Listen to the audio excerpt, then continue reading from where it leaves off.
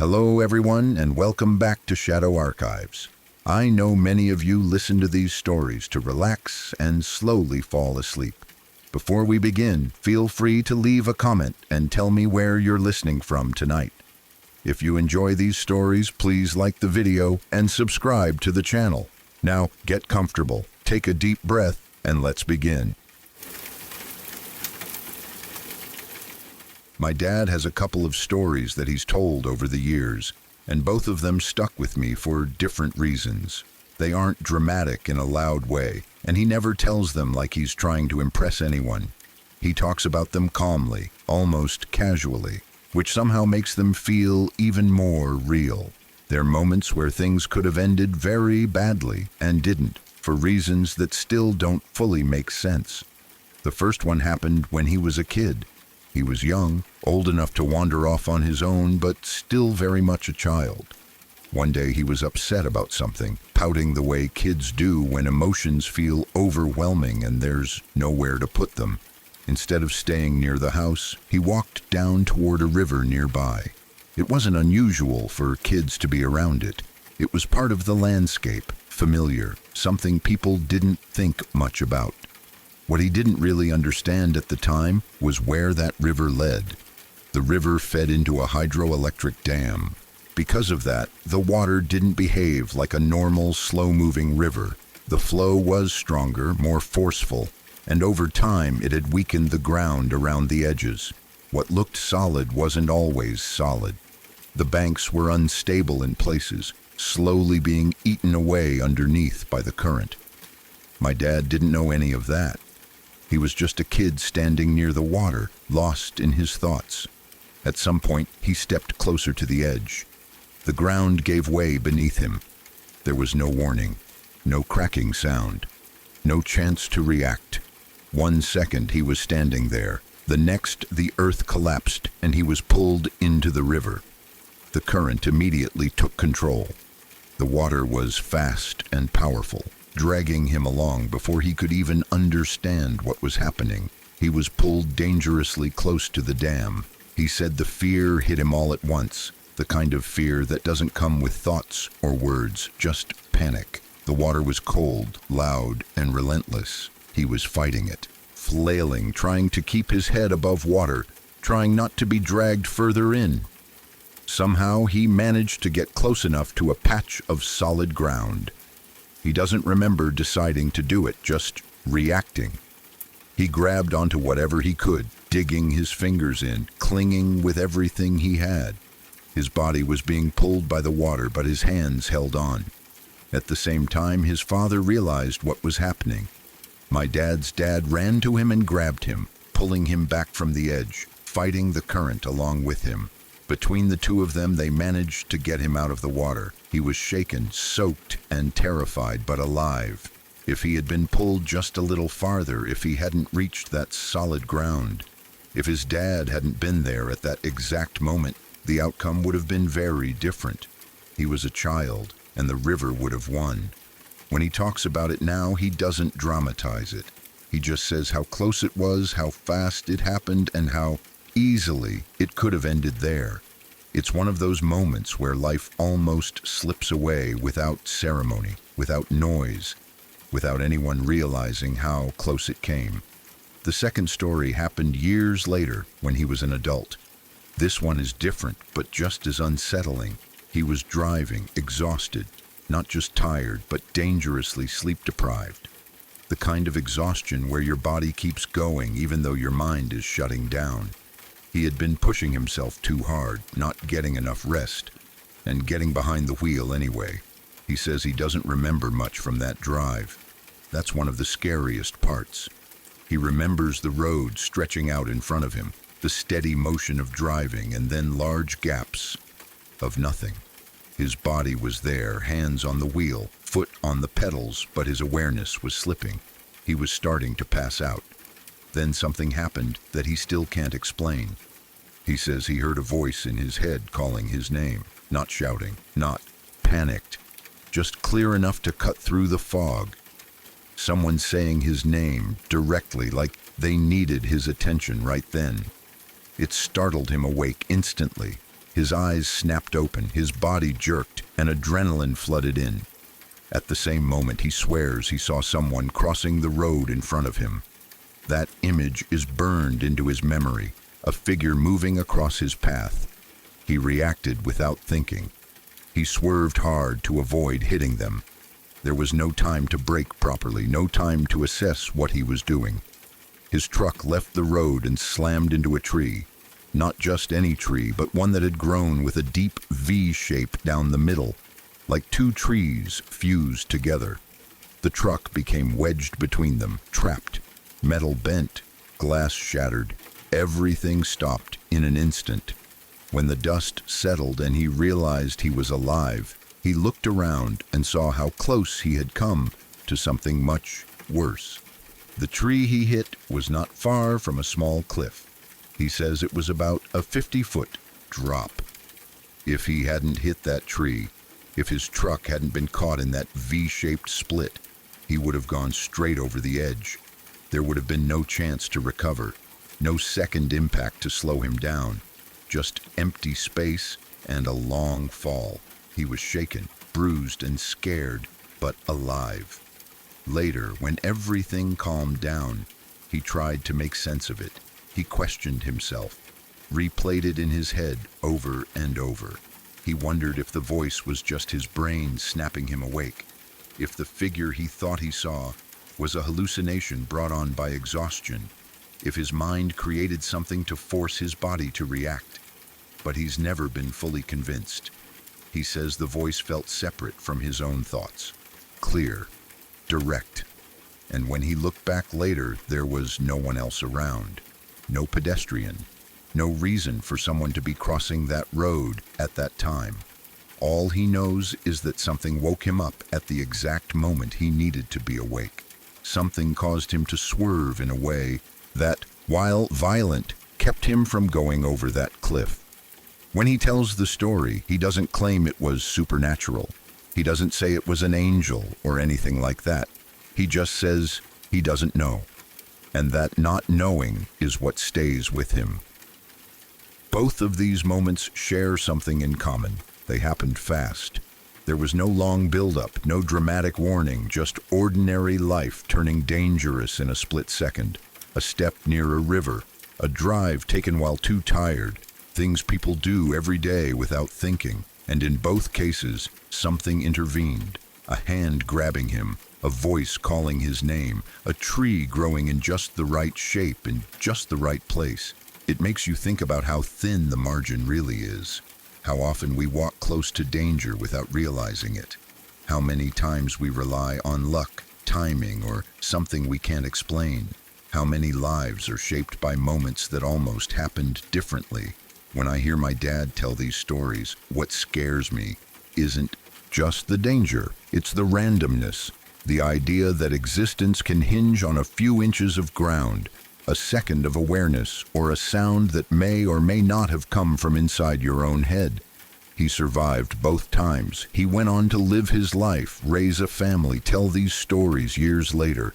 But it's impossible not to think about how easily that could have not happened. If the river had pulled him a little farther, if the voice hadn't come, if the tree hadn't been there. Those ifs are uncomfortable to sit with because they remind you that life doesn't always give you warnings. Sometimes it just gives you moments, and you either make it through them or you don't. My dad doesn't dwell on these stories, but I do, because they show how close we all are, sometimes without knowing it, to the edge of something final, and how survival isn't always about strength or skill. Sometimes it's about timing, instinct, and things we don't fully understand. That's what makes them stick with me, not fear, but how fragile everything really is.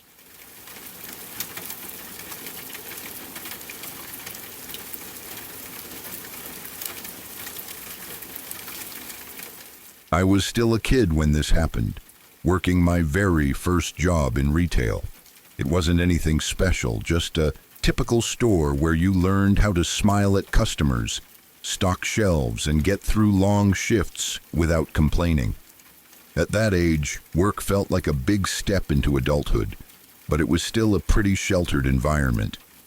Nothing truly dangerous had ever happened there, and I never expected anything like this to happen at all.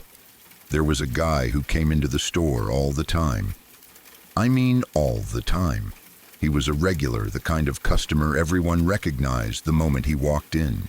He was loud, overly friendly, and acted like he was everyone's buddy. He'd chat with employees like he knew us personally, crack jokes, and hang around far longer than he needed to. He had that bro energy, trying way too hard to be liked.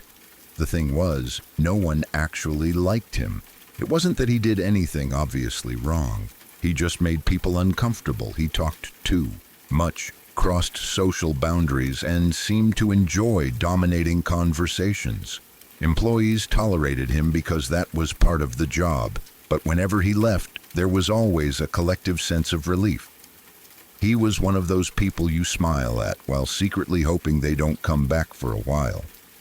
Around that same time, there was a serial killer being talked about on the news. It was a big deal locally. 2 people had already been killed, and there was an active manhunt going on. Everyone was on edge. The story was everywhere. News updates, warnings, police statements. It felt heavy, even if you weren't directly involved. Importantly, the guy who came into the store was not a suspect. At least, not that anyone knew. He was just a regular customer, annoying but seemingly harmless. Then one day, he came in acting more animated than usual. He walked up to the counter and loudly said something like, "You guys hear about the killer on the loose?" He was grinning, clearly, enjoying the attention. Before anyone could really respond, he continued, laughing. "The one on the news that's killed 4 people, I fing know him. That sick F was my roommate in college." And then he laughed. Not nervous laughter, not uncomfortable laughter. He laughed like it was an amusing story, like he had just shared a wild party anecdote. He kept talking, joking about it, soaking in the reactions around him. But something immediately felt wrong. What stuck in my head wasn't just what he said. It was the number. He said 4. An hour earlier, the news had reported 2 victims. I remember standing there, trying to keep my face neutral while my brain raced.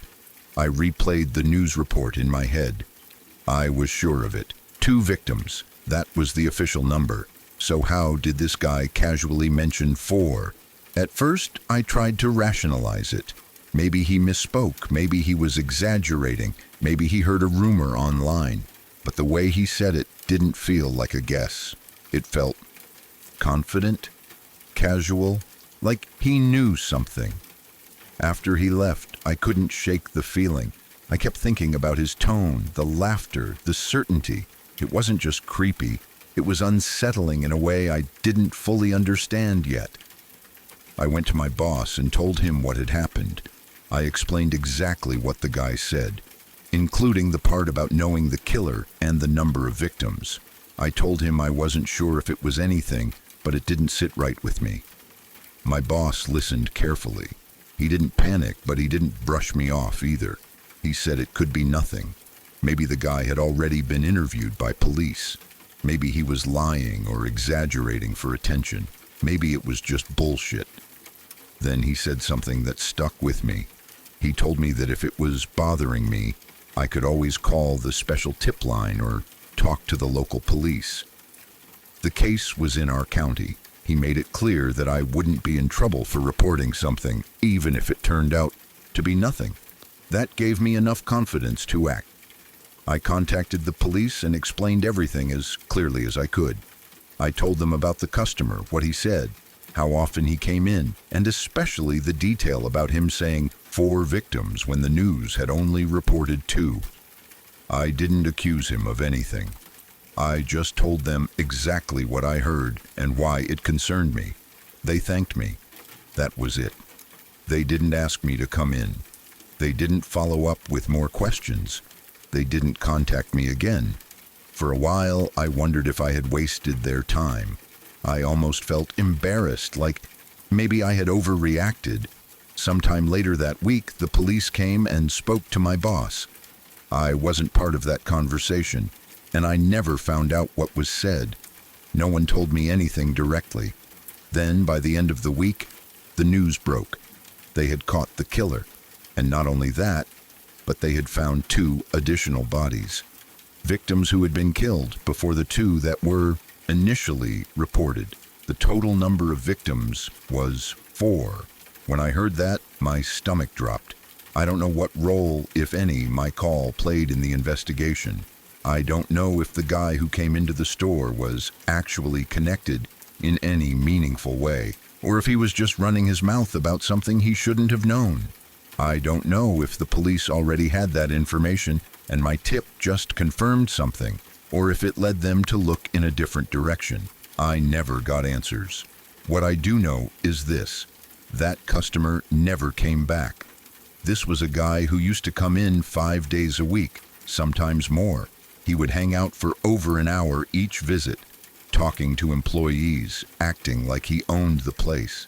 And then suddenly, he was gone. No explanation, no goodbye, just gone. That absence spoke louder than anything else.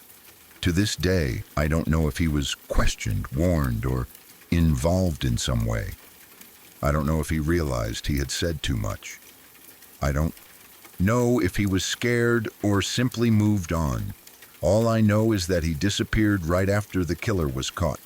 That experience changed how I see people. It taught me that sometimes the most disturbing things aren't obvious threats. Sometimes they come wrapped in jokes and laughter. Sometimes people reveal things without realizing it or without caring. And sometimes trusting your instincts matters, even when you're young, inexperienced, and unsure of yourself. I still think about how casually he said it, how he laughed, how confident he was about a detail the public wasn't supposed to know yet, and how quickly everything lined up afterward. I don't tell this story often because I don't have a clean ending or a clear explanation, but it stayed with me all these years as a reminder that weird details matter, that listening closely matters, and that speaking up, even when you're not sure, can be the right thing to do. Whatever role I played in it, small or non-existent, I'm glad I trusted that feeling instead of ignoring it. Because sometimes the difference between nothing and something is just one person deciding to say, "This doesn't feel right."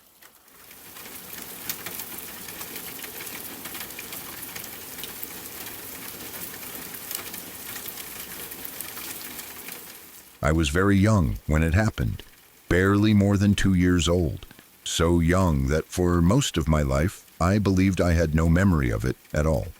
It wasn't something my family ever talked about, and as I grew older, it simply didn't exist in my conscious mind. Not as a story, not as a warning, not even as a vague feeling. It stayed buried somewhere deep, locked away in a place I didn't know I had access to. I went through childhood, adolescence, college, and most of my adult life without ever thinking about it. If someone had asked me whether I remembered anything from that age, I would have said no without hesitation. Then, many years later, when I was in graduate school, something strange happened. It was an ordinary day, nothing special about it at all. I had lain down for a short nap in the afternoon, the kind of half-sleep where you're not fully unconscious but not fully awake either. My body was resting, but my mind was drifting in that strange in-between place where thoughts blur into dreams. I wasn't thinking about my childhood, Germany, or my family. There was no trigger that I could recognize, no conversation, no photo, no sound. And then, suddenly, I woke up. It wasn't a gentle waking, it was abrupt, like being pulled out of water. My heart was pounding and my chest felt tight.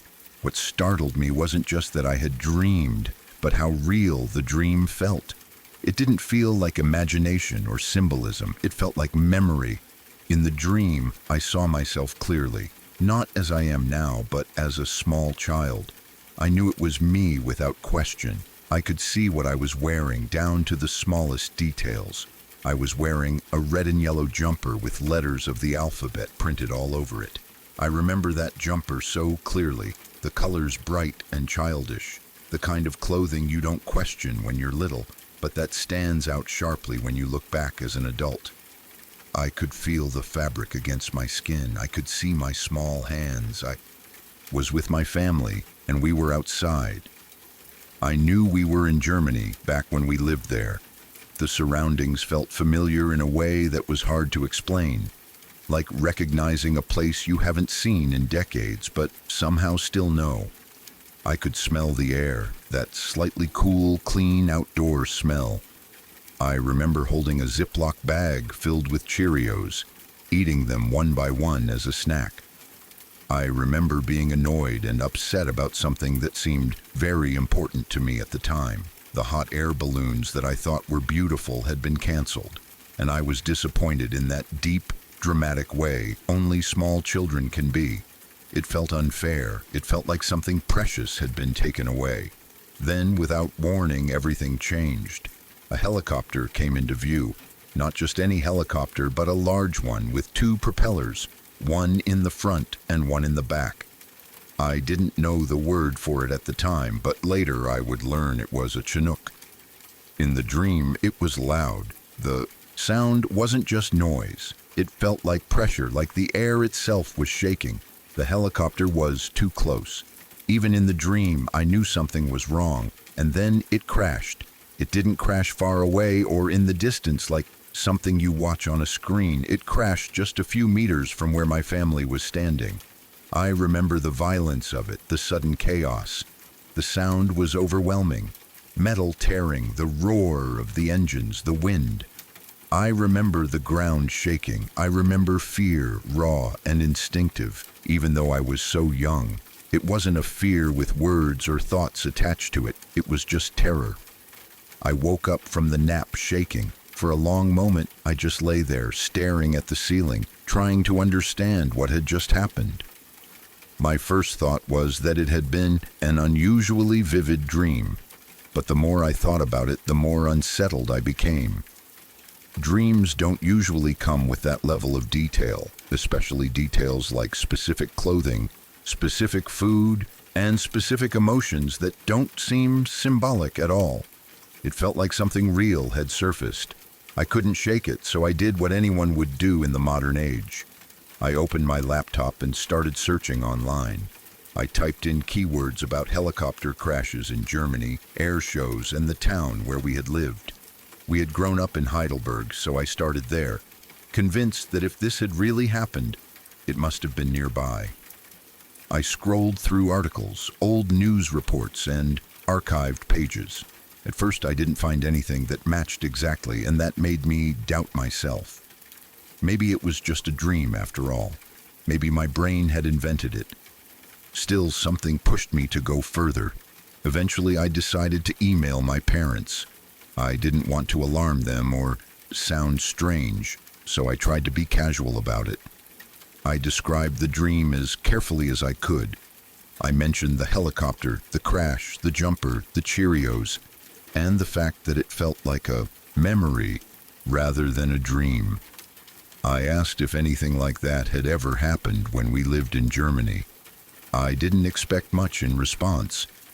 I thought maybe they would say I had mixed up stories or seen something on television as a child.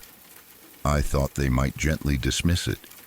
Instead, my mother's reply stopped me cold. Her email began with disbelief. She wrote that she couldn't believe I remembered that. She said they had never talked about it, not once, and that she herself avoided thinking about it because it was too painful. She admitted that she still couldn't look at those helicopters without feeling sick. As I read her words, a chill ran through me. She explained what had really happened. It wasn't in Heidelberg after all, it was in Mannheim. We had been at an air show, something that was supposed to be fun and exciting. Families everywhere, children watching planes and helicopters, people relaxed and enjoying the day. At some point during the show, the Chinook helicopter crashed. It came down violently right near where we were standing. One of the propellers broke off. That propeller landed only about 5 feet away from my brother. 5 feet. As I read that sentence, my hands started to shake. My mother wrote that if it hadn't been for the wind, if the wind hadn't swept the propeller onto the highway instead of toward us, it would have landed on our family. She said she was convinced that it was only by sheer luck, or what she called the grace of God, that we were not killed that day. She wrote that she would never forget it. The terror, the noise, the confusion. She said it was burned into her memory so deeply that she didn't need photographs or reminders. She also told me something I hadn't known. The crash had happened on September 11th, 1982. Reading that date made everything feel heavier. She said that when the events of September 11th happened years later, it brought everything back for her. The memories flooded in, raw and vivid, as if no time had passed at all. She said that day in 2001 reopened wounds she had tried to seal shut for decades. As if that wasn't enough, she added another detail that has never left me. She remembered a man from San Antonio who had been at the air show. When the helicopter crashed, this man ran toward the wreckage without hesitation. His son was inside. She remembered the desperation in his movements, the way he ran despite the danger, driven by nothing but fear and love. She didn't know what happened to him or his son afterward, but the image of that man running toward the wreckage stayed with her forever. When I finished reading the email, I sat there in silence for a long time. Everything I had seen in my half-sleep suddenly made sense. The details weren't random. The jumper, the Cheerios, the disappointment about the balloons, the helicopter, the crash. It wasn't a dream created by my adult mind. It was a memory that had been stored away since I was barely old enough to speak. Somehow my brain had kept it intact for over 20 years, hidden from my conscious mind, waiting for the right moment to surface. What unsettled me the most wasn't just that I remembered it, but how clearly I remembered it. I could still see the colors. I could still feel the fear. I could still hear the sound of the helicopter. It made me realize how strange and powerful the human brain really is. Even at an age when we assume memories can't form or won't last, something inside us is recording everything.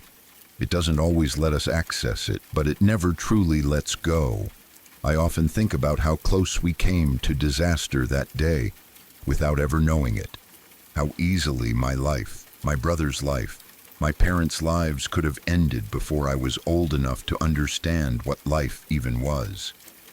I think about how my parents carried that memory silently, protecting us from it, never speaking of it, never letting it become part of our family's shared stories. And I think about how, decades later, my mind chose to return to it on its own, without warning, in the quiet of an afternoon nap.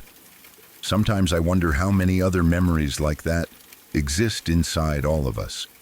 Moments that shaped us, frightened us, or changed the course of our lives before we were old enough to remember them consciously. Moments that wait patiently hidden until something inside us is ready to face them. That day taught me that forgetting doesn't always mean something is gone. Sometimes it just means it's sleeping, waiting for the moment when it decides to wake up.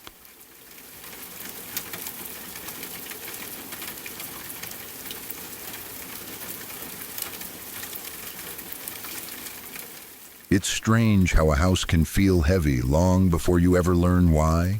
Some places carry a silence that doesn't come from emptiness, but from memory. This is one of those places. It's about my house, the one I grew up in, and the story behind it that people in town rarely talk about out loud. I live in Hungary, in a small town where everyone knows everyone. The kind of place where family names mean something, where stories travel fast but are also carefully controlled. People know what happened, but they don't like to say it. They lower their voices, they change the subject. And when they talk about our house, they do it carefully, like the walls might still be listening. The house wasn't originally ours. It was built by the previous owner, a man who was well known in the town. Back then, the basement of the house wasn't just storage or extra space. It held a small liqueur and snack shop. Nothing big, just a local place where people would stop by, buy drinks, snacks, maybe linger for conversation. In a small town, places like that become social hubs. Everyone knew them, everyone trusted them. The entire family lived in the house. The father, the mother, their daughter and son, even the grandparents. It was a full house, loud and busy, the kind of place you'd assume was filled with routine and normal life. From the outside, there was nothing unusual about it. It looked like any other family home in town. Solid, ordinary, safe. Then one night, everything ended. There was a fight. No one knows exactly how it started, or if they do, they've never said it clearly. What people do know is how it ended. The man shot his wife in the head. Then he turned the gun on himself and did the same. In Hungary, it's extremely difficult to get a pistol or any kind of firearm. That detail alone makes the story feel heavier. This wasn't something impulsive in the way people like to imagine. This wasn't a gun lying around casually. The fact that it happened at all means planning, access, and intent. That makes it harder to swallow. The house changed after that night. Not physically at first. The walls stayed standing. The rooms stayed the same. But the energy shifted. The family was gone. The shop closed. The house became something people avoided, a place with a story no one wanted attached to them. It became very hard to sell. People knew what had happened there. In a small town, nothing like that is ever forgotten. Buyers would come, hear the story, and leave. The price kept dropping. Eventually, it became one of those houses that everyone knew about, but no one wanted. At that time, my parents were in a difficult position. They didn't have many options. Housing isn't always about choice. Sometimes it's about survival, timing, and necessity. When the price dropped low enough, this was the only house they could afford. So they bought it, even though they didn't know the family, even though they weren't from the town originally, even though they had no connection to what had happened. They stepped into a story that wasn't theirs, but would become part of their lives anyway. My father is a deeply religious man. Faith shapes how he sees the world, how he understands suffering, and how he deals with things that don't have clear answers. When we moved in, he felt strongly that something needed to be done, not to erase the past, but to acknowledge it. He asked a priest to come to the house. It wasn't dramatic, there was no spectacle, just a quiet ritual. Prayers, words meant to bring peace, something like asking the spirits of the dead to rest, to move on, to leave the living alone. Even though we had no connection to them, even though we didn't know their names, my father believed it was important to show respect, to recognize that lives had ended there, to ask for peace not just for us, but for them. Even with that, the feeling never fully went away. There's something unsettling about living in a place where you know such violence happened, not because you expect it to happen again, but because the knowledge settles into the background of your life. You walk past rooms knowing what once occurred there. You sleep under a roof that witnessed something final and irreversible. What makes it worse is how people in town react. No one likes to talk about it. If the house comes up in conversation, there's a pause, a glance away, a quiet, "Yes, that one." People know, everyone knows, but they don't elaborate. They don't offer details. They don't ask questions. It's like there's an unspoken agreement to let the story remain buried, even though the house still stands. That silence is its own kind of weight. Sometimes it feels like the house exists slightly outside of time, like it belongs to two different lives. The one before that night, full of family noise and a busy shop, and the one after, quieter, cautious, and marked by what can't be undone. Growing up there, you become aware of things other kids don't think about. You learn early that walls can hold history, that places remember even when people pretend not to. That tragedy doesn't always leave visible scars, but it leaves something else behind, something harder to name. The scariest part isn't the idea of ghosts or anything supernatural. It's the reality of how suddenly normal life can collapse, how a family that looked just like any other could end in such a violent final way. How a house can go from full to empty in a single night, and then continue on with new people inside it, carrying the story whether they want to or not. We didn't know them, we had no connection to the town at the time, and yet their story became part of our home, something we live with quietly, just like everyone else in town does. There are no stories of strange noises or things moving on their own. Nothing dramatic, just a heaviness that comes from knowing, from understanding that this place has seen something it can never forget. And maybe that's why people stay quiet about it. Because some stories don't need to be told over and over. Some stories settle into the walls and stay there, waiting, not to scare you, but to remind you that even the most ordinary places can hold the darkest moments of human life. That's what makes it unsettling, not fear, but memory.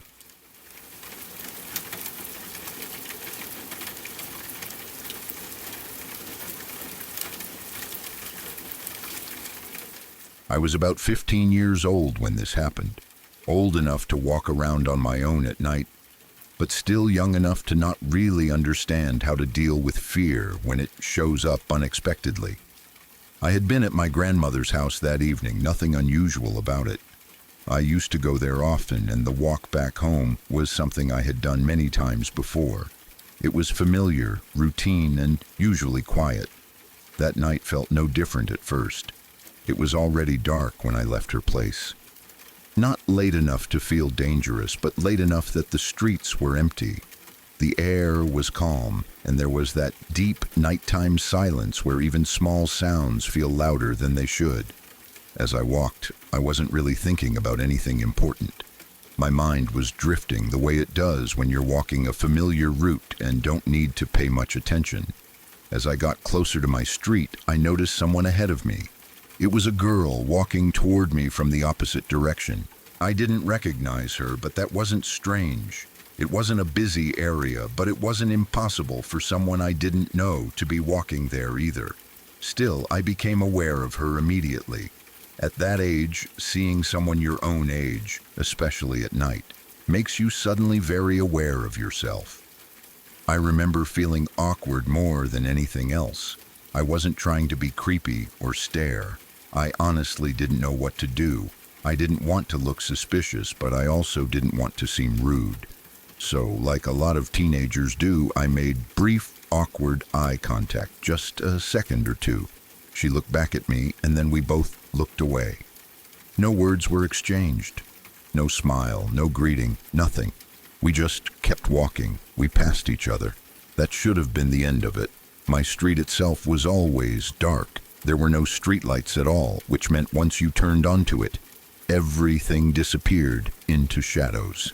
Houses were barely visible outlines, and the road blended into the darkness. I had grown up with that street, so the darkness didn't scare me. I wasn't afraid of the dark in general. I knew where everything was. I knew how far my house was. I knew the way. So when I turned onto my street, I didn't feel nervous. Not yet. I had taken only a few steps when I heard it. A female voice laughed. It wasn't loud. It wasn't distant either. It sounded close. Too close. Like someone laughing right next to my ear. The sound sent a shock through my body so sudden that I stopped walking instantly. My heart jumped, and a cold feeling ran down my spine. Without thinking, I turned around. The girl was gone. She hadn't walked far enough to disappear naturally. There was nowhere she could have turned off in that short amount of time. No driveways, no side streets, no open gates, just darkness and empty road. I stood there, staring into the blackness, trying to make sense of what I was seeing. Or not seeing. For a moment, I told myself she must have moved faster than I realized. Maybe she crossed the street. Maybe she ducked behind a car. My brain scrambled for explanations, but none of them fit. It had been only 2 seconds. There was no sound of footsteps, no movement, nothing. That's when fear really set in. I didn't run at first. I started walking faster, telling myself to calm down. I kept my eyes forward, focusing on my house. Each step felt heavier than the last. The darkness around me felt thicker, like it was pressing in. Every small sound made my muscles tense. My own footsteps sounded too loud. I reached my driveway and walked up to my front door, my hands shaking slightly as I pulled out my keys. I remember fumbling with them, dropping one, then picking it up again.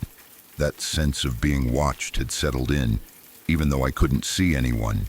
As I put the key into the lock, I heard it again. This time, it wasn't laughter. It was whispering, low, quiet, and right next to me. Not behind me, not far away. Right there, as if someone was standing inches from my shoulder, leaning in close. I couldn't make out the words, but I could tell it was a voice speaking softly, deliberately. I completely froze.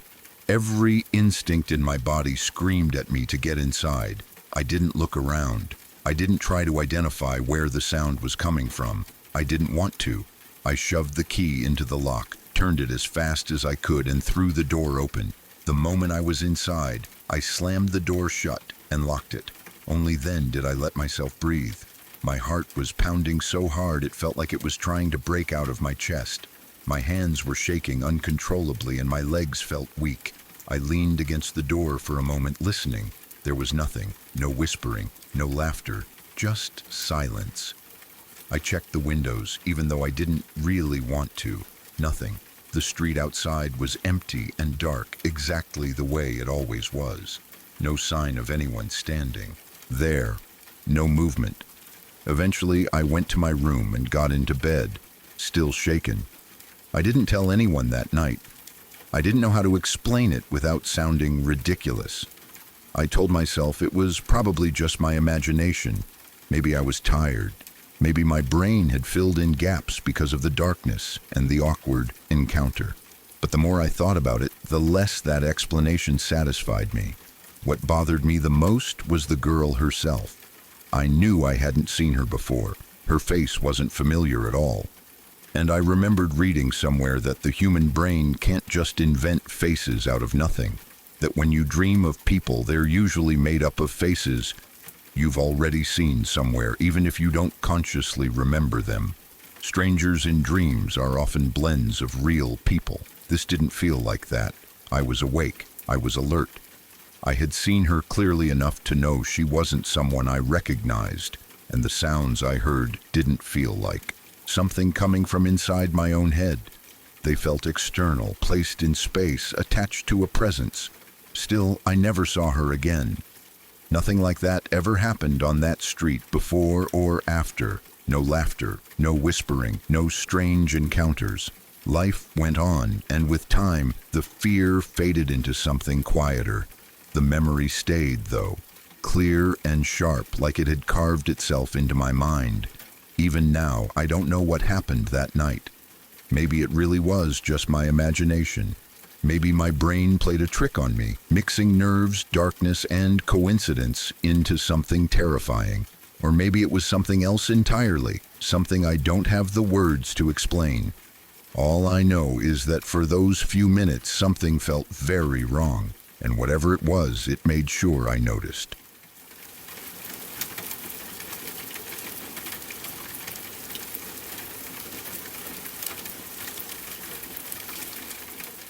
This is one of those stories that never really leaves you, no matter how much time passes. It isn't just because of what happened, but because of who it involved and how completely unexpected it was. Even now, thinking about it makes everything feel a little less solid, like the ground under your feet isn't as stable as you once believed. There was this kid I went to high school with. I wouldn't say we were friends.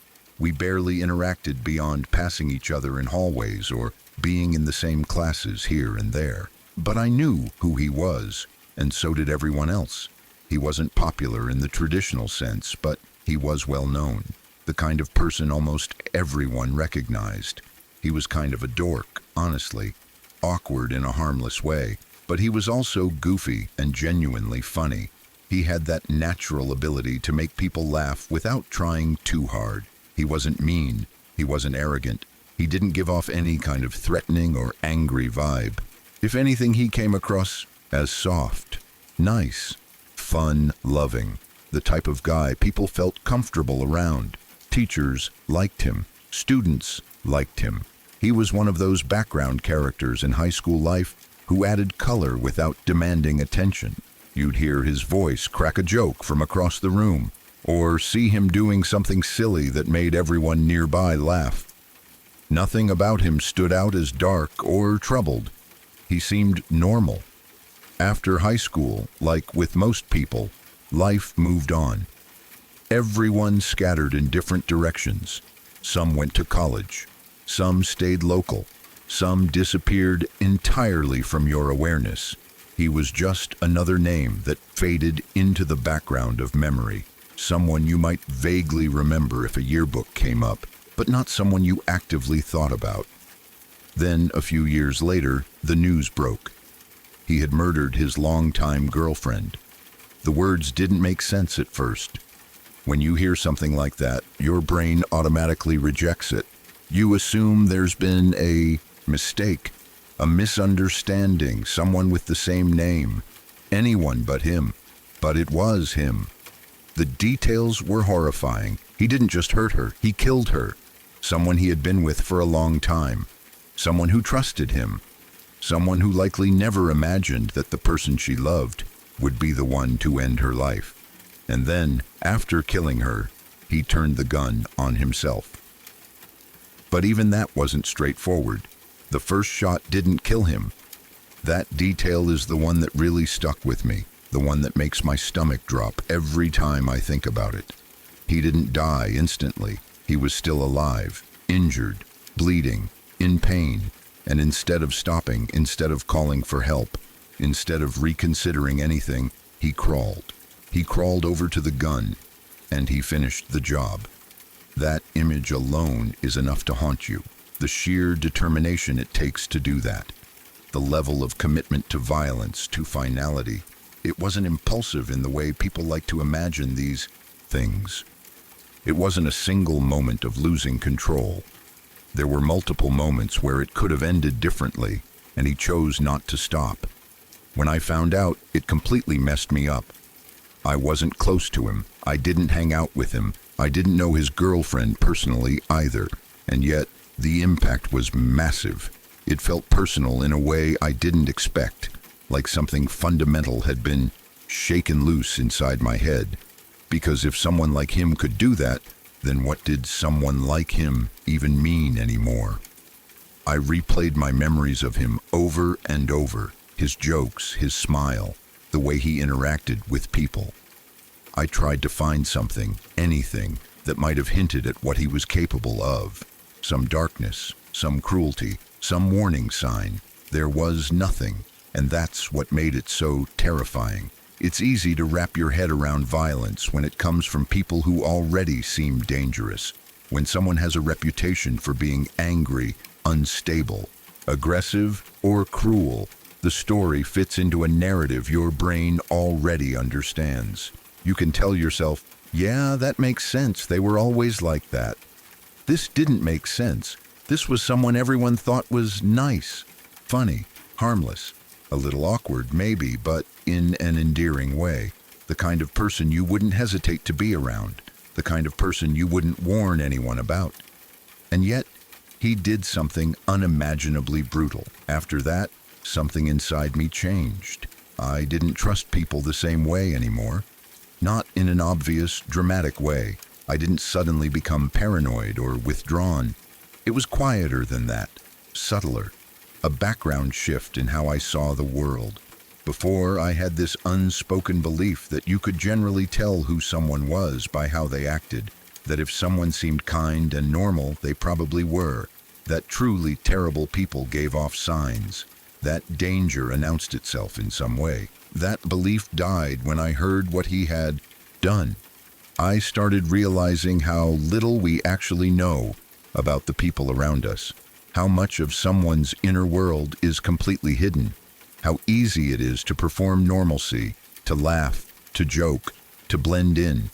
I thought about how many people I had sat next to in class. How many people I had laughed with, how many people I had assumed were safe, simply because they appeared to be. And suddenly, that assumption felt fragile. It wasn't that I thought everyone was dangerous, it was worse than that. I realized that you can't always tell who is. That kind of uncertainty messes with you. I also couldn't stop thinking about his girlfriend, about how she must have seen him, how she must have trusted him, how long they had been together, how many normal days they shared before the one that ended everything. Did she see it coming? Did she sense something was wrong? Or did it come completely out of nowhere for her, too? The thought that someone could spend years with a person, build a life with them, and still be so wrong about who they really are is deeply unsettling. It makes relationships feel more fragile, trust feel more dangerous. For a while after, I found myself analyzing people more than I ever had before, not in a conscious way, but emotionally. I'd notice small things, tone shifts, mood changes, offhand comments. I wasn't looking for violence specifically, but I was looking for cracks, for inconsistencies, for signs that someone wasn't who they appeared to be. And the scariest part is that even with all that awareness, I knew it still wouldn't be enough. Because if someone like him could hide it so well, then what chance did the rest of us have of spotting it? I remember feeling almost betrayed, even though he didn't owe me anything. Betrayed by the idea of him, by the version of him that existed in my memory. It felt like a lie had been exposed, and I didn't know how long I'd been believing it. There was also this overwhelming sense of randomness to it all.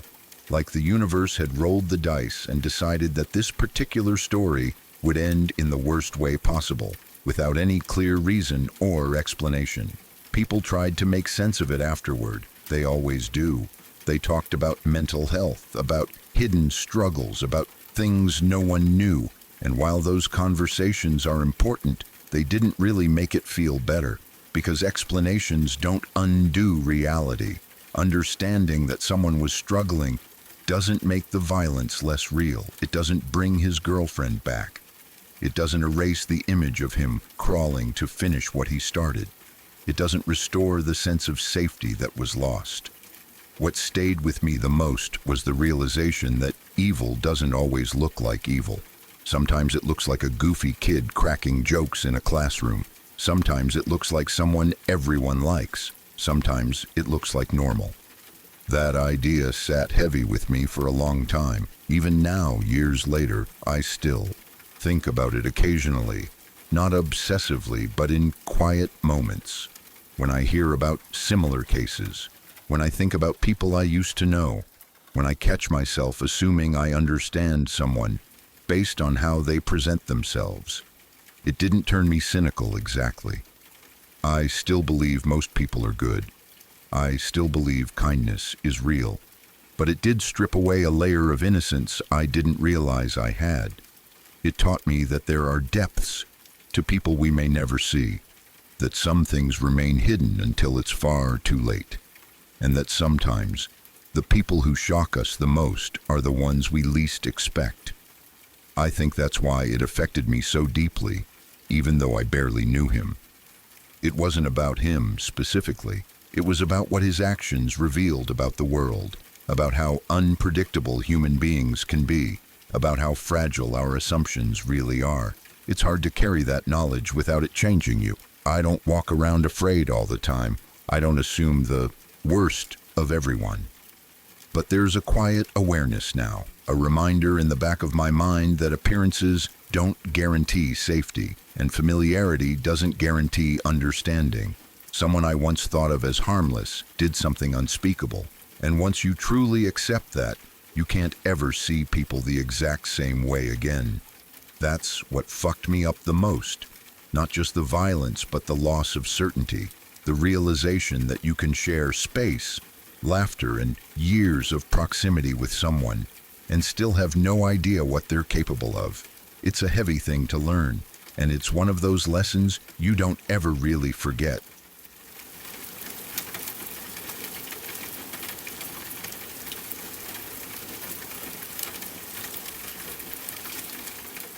I had a friend in my early 20s who was dating a guy she really cared about. Everything about that relationship felt solid and normal in the best way. He was kind, dependable, and easy to be around. His family welcomed her without hesitation. Holidays were shared. Dinners were warm and loud.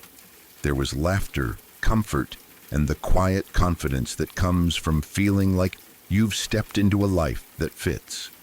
Nothing about that time felt fragile. His sister was a big part of that picture. She was 30 years old, vibrant, active, and full of energy. The kind of person who always seemed busy in a good way. She worked, she had friends, she made plans. She laughed easily and spoke quickly, like someone who had places to be and time to get there. If you were asked to describe her in one word, healthy would have come naturally. Then she started having headaches. At first, no one panicked. Headaches are common. Stress, dehydration, bad sleep, too much screen time. She tried to power through them the way most people do. Took over-the-counter painkillers, drank more water, promised herself she'd rest more soon. But the headaches didn't go away. They got worse, more intense, more frequent. Something about them felt wrong. To her credit, she didn't ignore that feeling. She went to the doctor, not weeks later, not months later, immediately. That decision probably bought her time, even if it didn't save her life. Tests were ordered quickly, scans, follow-ups, appointments that suddenly felt urgent instead of routine. Within days, the tone changed. Conversations became quieter. Doctors stopped using vague language. The words no one ever expects to hear were spoken. Brain cancer. Not just any kind. An aggressive form. The kind that doesn't wait. They caught it early, technically. Early enough to see it clearly on scans. Early enough to know exactly what it was. But not early enough to stop it. Not early enough to fight it in the way people imagine when they hear the word cancer. There were no long treatment plans. No hopeful timelines. No talk of remission. Within a week, she was in home hospice. That's the part that still feels unreal. A week. 1 week, she was a functioning adult with a full life. The next, doctors were explaining comfort care, pain management, quality of life, end-of-life planning. Words that don't belong anywhere near someone who was healthy days earlier. Hospice didn't mean they were giving up. It meant there was nothing left to do. No surgery that could fix it. No treatment that could slow it down. No miracle hiding around the corner. The cancer was too aggressive, too advanced in how it behaved, even if it hadn't been there long. All they could do was make her comfortable. Her family barely had time to process what was happening before they were living inside it. Shock doesn't even begin to describe it. One moment you're worried about someone's headaches. The next, you're rearranging furniture to make room for medical equipment in a living room that was never meant to hold it. My friend watched this unfold up close. She went from being someone's girlfriend to standing quietly on the edge of a family's worst nightmare. She helped where she could. She sat with them. She listened. She stayed out of the way when needed. There was no script for what to say. Nothing anyone could offer that made it better. The sister declined fast. 2 months. That was all it took. 2 months from diagnosis to death. 2 months is nothing. It's laundry left unfolded, emails unanswered, plans postponed. It's not even a full season. And yet, in that short span of time, an entire life ended. Her body changed quickly. The energy drained out of her. Speech became harder. Movement slowed. There were moments of clarity and moments of confusion. Good days and very bad ones. Her family learned to celebrate small things. A smile, a lucid conversation, a moment where she seemed like herself. Again, those moments became rare. There was no dramatic goodbye, no long, drawn-out final speech, just a gradual fading, a quiet shrinking of the person everyone knew. Watching that happen to someone so young, so recently healthy, felt cruel in a way that's hard to explain. There was no sense to it, No fairness, no lesson. She was gone before anyone had time to accept that she was dying. When she died, it felt like the ground dropped out from under everyone. Not because death was unexpected at that point, but because it had come so fast that there was no emotional preparation, no slow adjustment, just impact. The family was devastated. Her brother, the guy my friend was dating, was changed by it in a way that never fully healed. Grief didn't come in waves for him. It came like a constant pressure, something that sat on his chest and never quite lifted. He had lost his sister, but he had also lost his sense of how the world worked. Because how do you trust a world where someone can go from fine to gone in 8 weeks? There was anger too, not loud anger, quiet, directionless anger, the kind that comes from knowing there was nothing to fight against. No enemy you could punch, no system you could blame, just bad luck and biology and timing. My friend eventually drifted away from that relationship, not because of anything dramatic or cruel, but because grief changes people. It reshapes priorities, it creates distance, even when no one wants it to. They were both young, both hurting, and both trying to survive something that had no roadmap. But the story stayed with her, and it stayed with me. What haunts me most is how ordinary it all started. A headache, a doctor's visit, a test ordered just to be safe. We're taught to believe that catching things early gives you a fighting chance, that awareness equals survival, that medicine has answers if you act fast enough. Sometimes it doesn't. Sometimes the timeline is brutally short, no matter what you do. There is something deeply unsettling about how quickly life can collapse, how fragile the illusion of time really is. We plan in years, careers, families, futures, but reality doesn't owe us that kind of pacing. I've had clean laundry sitting in a basket longer than that entire illness lasted. That comparison sounds strange, but it's true. Life drags in some ways and disappears in others. We put off phone calls. We delay plans. We assume there will be time later. And then you hear a story like this, and it rearranges how you think about everything. She didn't do anything wrong. She wasn't reckless. She wasn't unhealthy. She didn't ignore symptoms. She didn't delay care. She did everything right. And still, there was nothing anyone could do. That's the part people don't like to talk about. We like stories where effort matters, where early detection saves the day, where strength and positivity and medicine win. Those stories make us feel safe. This one doesn't.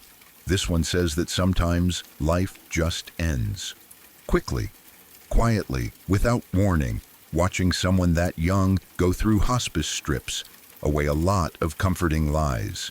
It forces you to see how thin the line really is between normal life and end of life. How arbitrary that line can be. How little control we actually have. It also changes how you look at time. 2 months became everything. 2 months became the entire story. Everything before felt like a prologue. Everything after felt like fallout. And in the middle was a blur of hospital visits, medical terms, whispered conversations, and the slow realization that hope was no longer part of the equation. Her family didn't get years to adjust. They didn't get a gradual goodbye. They got a countdown they never asked for. And when it was over, the world didn't stop. People went back to work. Stores stayed open. Life continued, indifferent and unchanged, while theirs had been permanently altered. That contrast is brutal. It's been years now, and I still think about her sometimes, about how quickly she disappeared from the world, about how someone can be here, fully alive, and then simply not be in the span of a season. I think about how many things we assume are guaranteed. Tomorrow, next year, old age. None of them are. Stories like this don't make you fearless. They make you aware. They make you hold people a little closer. They make you hesitate before postponing something that matters. They make you realize that time isn't something you earn by being careful or good. It's something you're given, and it can be taken back without explanation. She was 30 years old, healthy, loved, active, and gone in 2 months. There was nothing heroic about it, nothing meaningful to extract, just a family shattered, a relationship altered, and a reminder that life doesn't always give you a chance to prepare. That's what stays with me. Not the medical details, not the timelines, but the speed, the unfairness, the way something so massive entered quietly through a headache and erased someone's entire future before anyone could catch their breath. It's a reminder that we live on borrowed time, whether we like that idea or not. And sometimes the only thing we can do is be present, be kind, and understand that even the most ordinary days are not promised. Because sometimes a life can end faster than the laundry ever gets put away.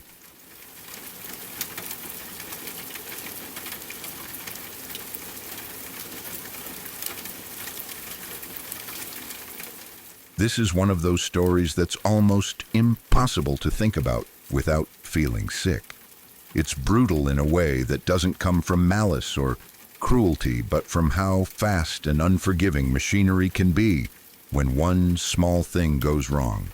It's the kind of accident that reminds you how thin the line is between a normal workday and absolute horror.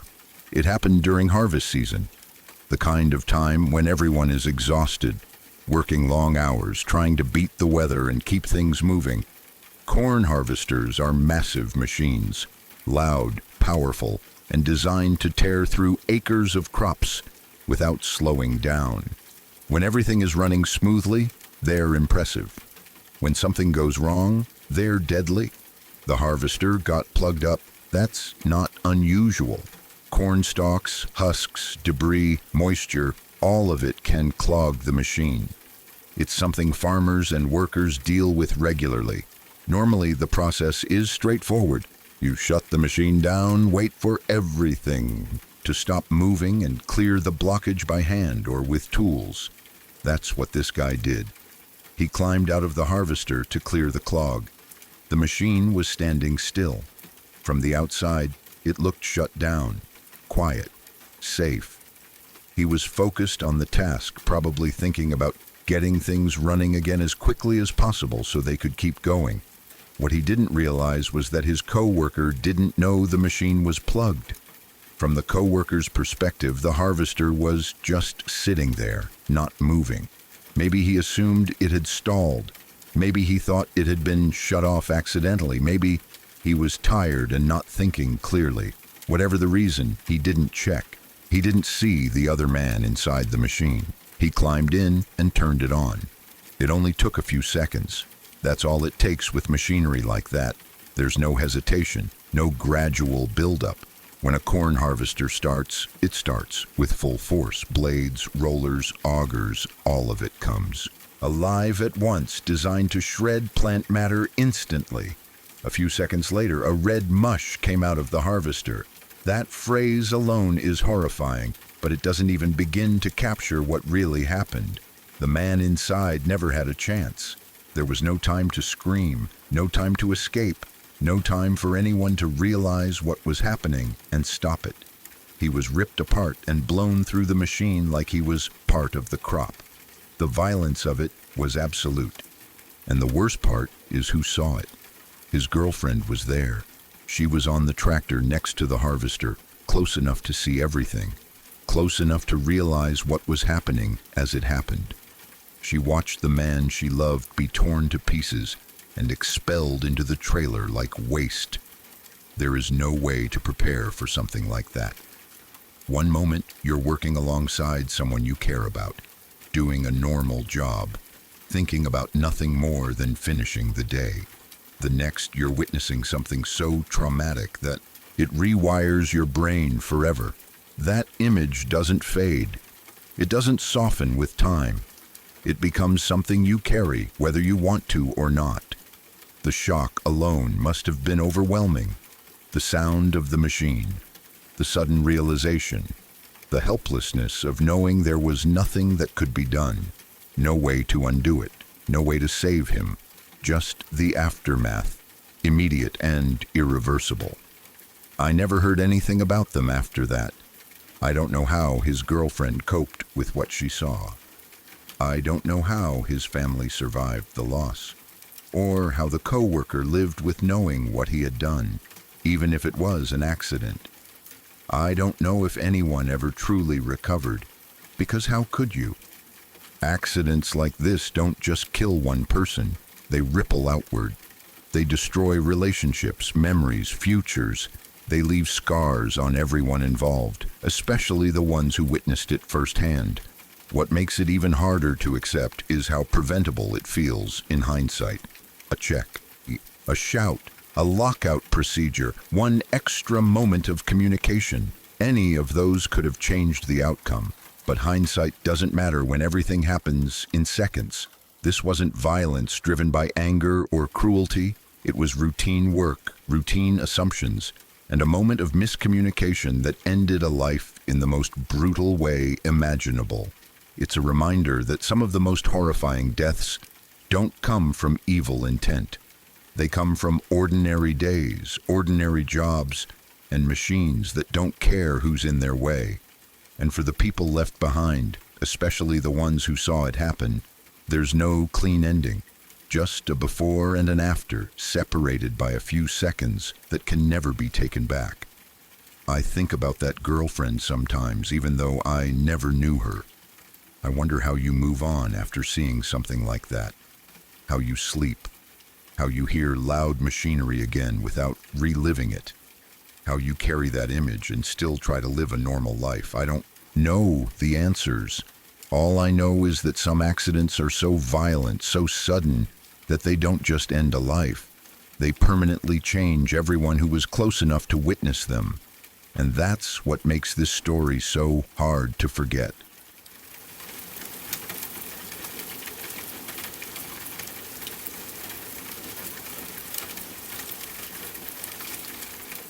When I was 8, my babysitter was gone for weeks. She lived 2 houses down, and I played with her younger brother a lot, so I knew she wasn't home yet. In a neighborhood like ours, everyone knew everyone, and the rhythm of the street felt off without her there. She wasn't just the person who watched me when my parents went out. She was a cool, older presence that I looked up to. Someone who bridged the gap between the world of children and the mysterious world of teenagers.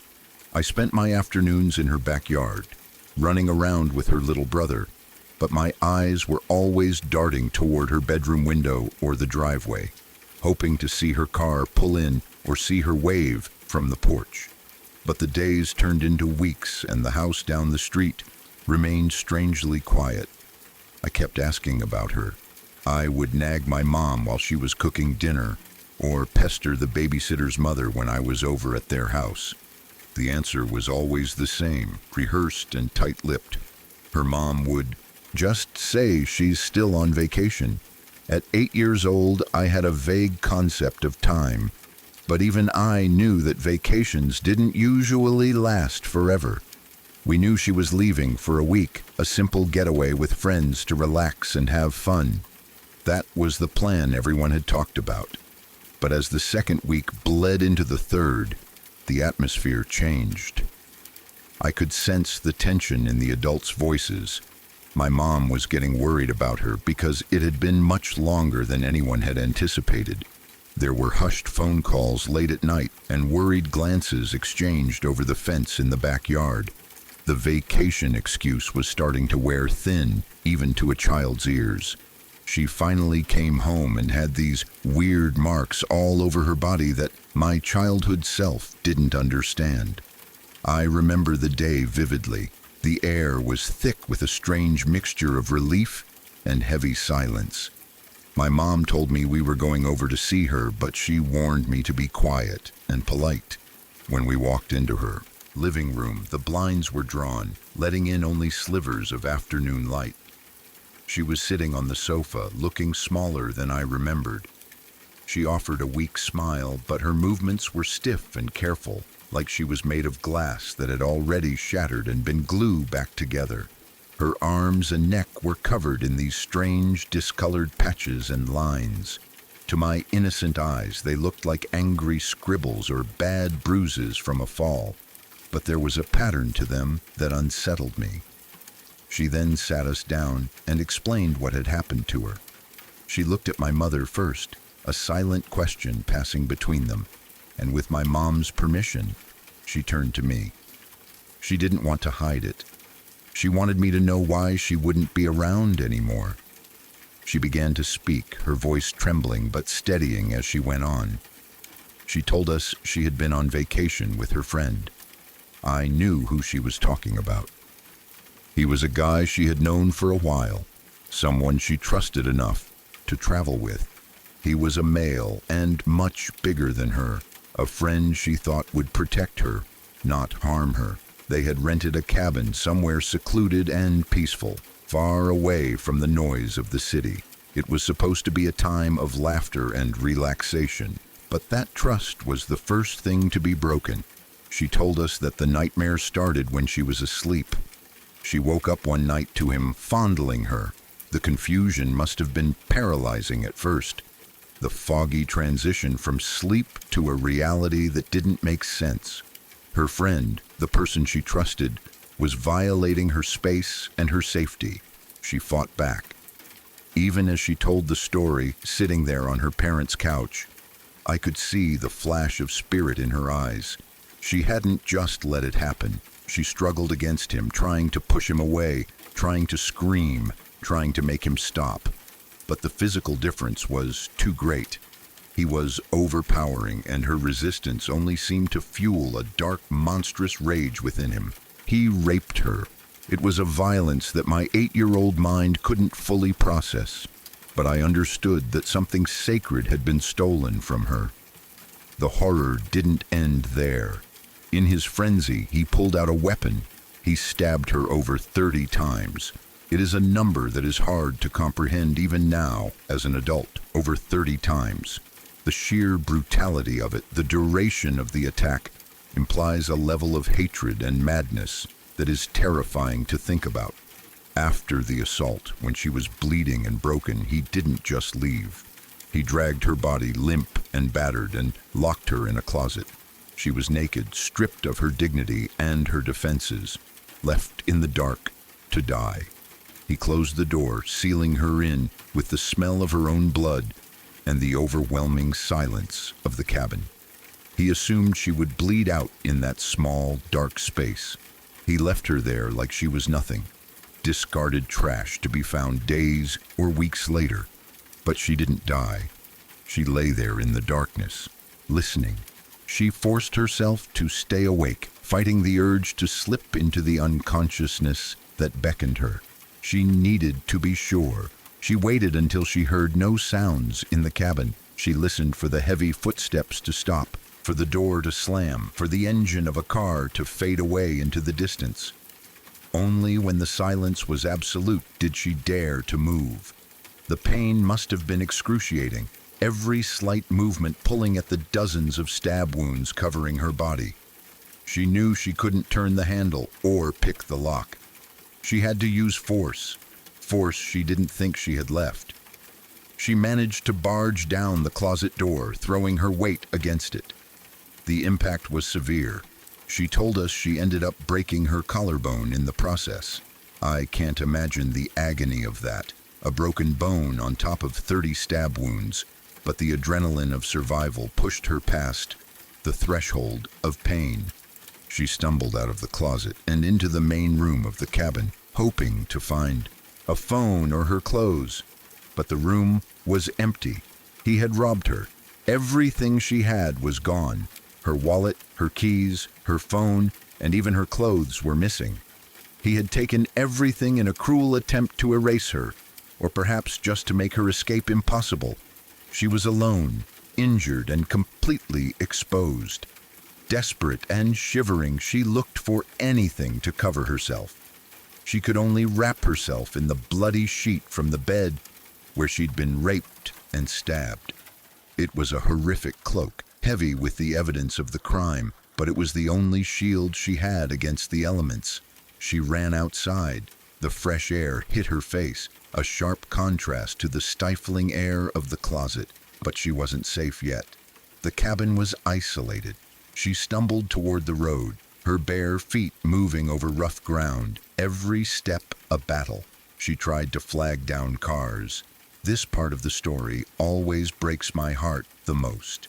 She was standing there, a survivor, pleading for help, wrapped in a blood-soaked sheet.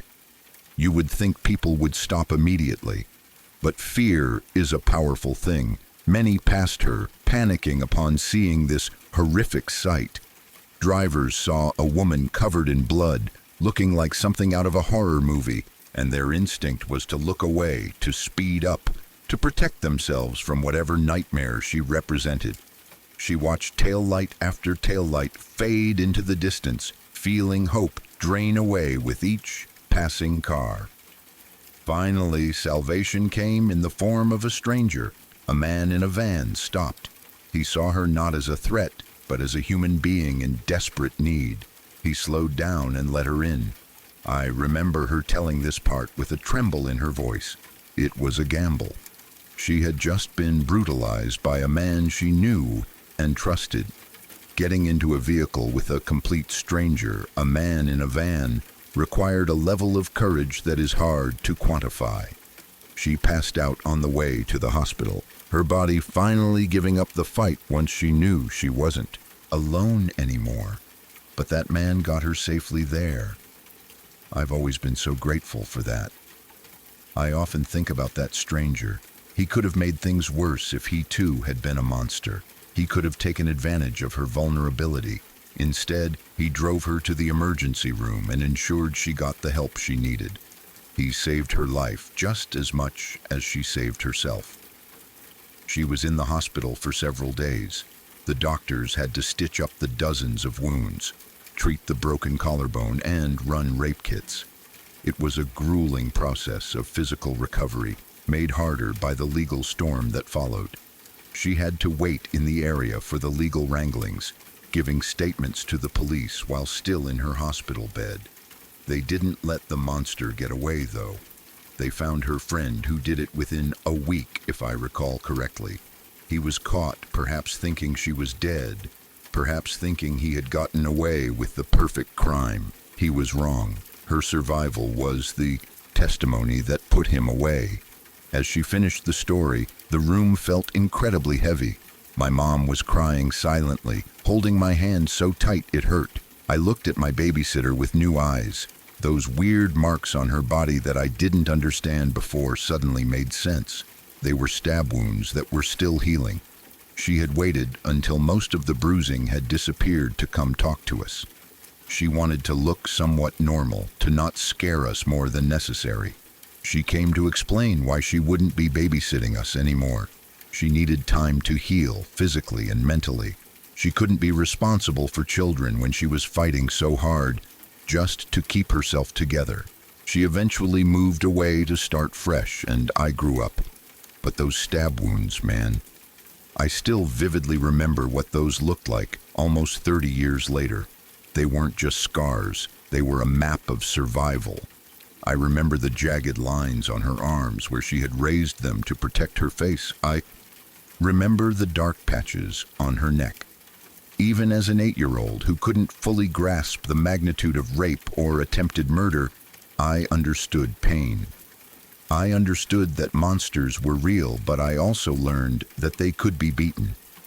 I learned that the girl who lived 2 houses down, the one who played tag and braided hair, was the strongest person I would ever meet. The image of her sitting on that couch, broken but breathing, telling her story so we would understand, is burned into my memory forever.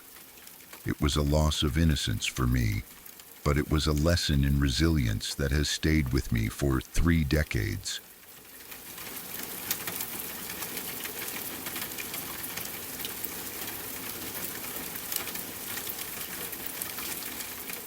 Years ago, something happened that still feels unreal no matter how much time has passed.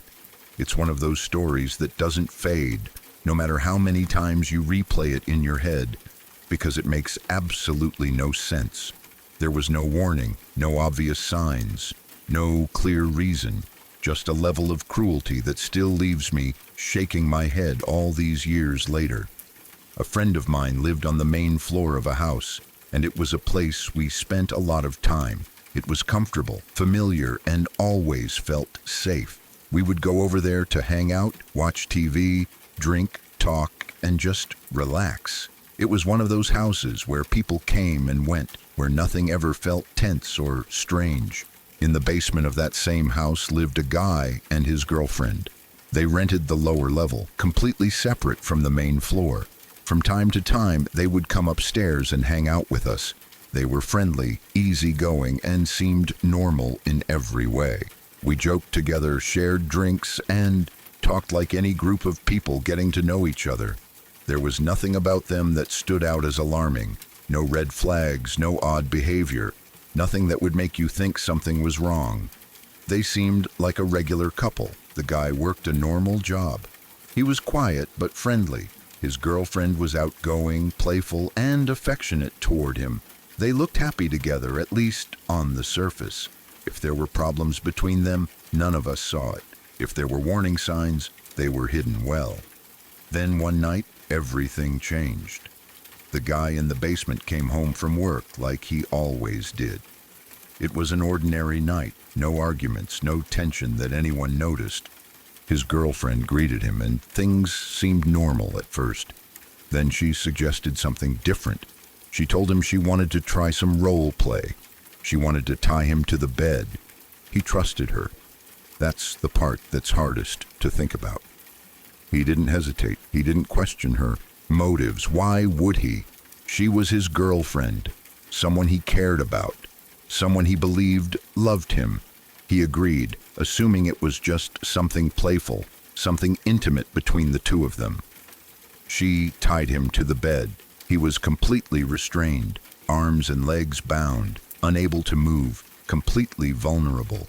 She climbed on top of him and started kissing him. For a moment, everything probably felt normal to him. Intimate, safe, familiar. There was no reason for him to feel afraid yet. Then suddenly, she stopped. She didn't say anything. She didn't explain. She just stood up and walked away from the bed. That alone would have been confusing. Maybe he thought it was part of the role play. Maybe he thought she was teasing him. He was still tied up, waiting, trusting that she would come back. Instead, she walked to the closet, and she opened the door. Inside the closet was another man, her new boyfriend, someone she had already decided to run away with, someone she had been hiding, literally in the same room. Before the guy tied to the bed could even process what was happening, the man from the closet attacked him. He stabbed him over and over again, around 15 times, in the chest, the stomach, the neck, the face, places meant to kill, places meant to ensure he wouldn't survive, and he couldn't fight back. He couldn't defend himself. He was tied to the bed, completely helpless, watching his life being taken away by two people he trusted or had never even known existed. What makes it even harder to understand is that there was no clear reason for it, no explanation that makes sense. They wanted to be together, yes, but why did that mean he had to die? Why wasn't leaving enough? Why wasn't breaking up enough? Why did it have to be this violent, this calculated, this cruel? After the attack, they didn't call for help. They didn't untie him. They didn't show remorse. They left him there, bleeding, tied to his bed, assuming he would die. Then they ran. They walked away from the house, from the scene, from the destruction they had just caused, and disappeared. Somehow, against all odds, he didn't die. He was severely injured, losing blood, in unimaginable pain. But he was alive, and somehow he managed to make noise. He screamed. He yelled. He did whatever he could to be heard. Later, when my friend came home, he heard the yelling coming from the basement. At first, he probably thought it was an argument or something minor. But the sound didn't stop. It was desperate, panicked, wrong. So he went downstairs. What he found was something no one should ever have to see. The basement neighbor was still tied to the bed, covered in blood, barely alive. The room was a horror scene. Blood everywhere. The realization of what had happened hit all at once. There was no confusion anymore. This wasn't an accident. This wasn't a fight gone wrong.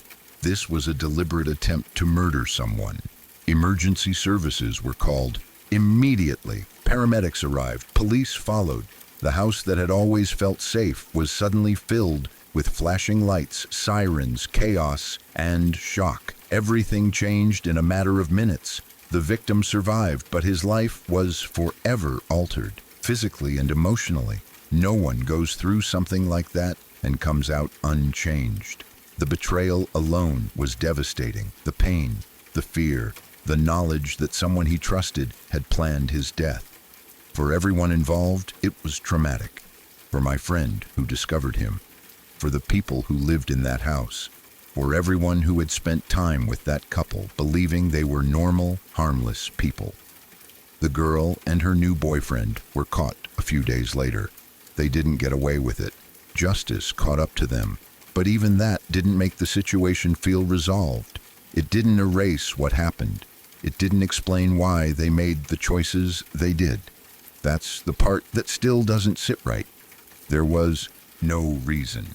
No argument that escalated, no moment of rage that spiraled out of control.